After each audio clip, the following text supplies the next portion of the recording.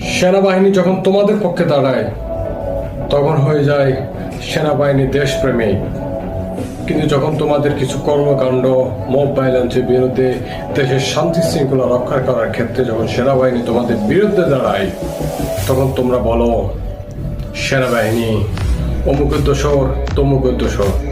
কিন্তু সেনাবাহিনী সবার আগে দেশপ্রেমিক, কারণ যখনই তারা সেনাবাহিনীতে যোগদান করে তাদের এই জীবনটা দেশের জন্য, দেশের জনগণের জন্য লিখে দেয়, আর তুমি তাদেরকে দেশপ্রেমিক না বলে তাদের বিরুদ্ধে কথা বলো।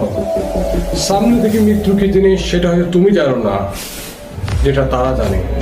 তাই তাদেরকে সম্মান করুন, তাদের পক্ষে দাঁড়ান, কারণ তারা দেশের সার্বভৌমত্ব আর জনগণের কল্যাণে প্রকৃতপক্ষে তারা কাজ করে। অতএব সাবধান।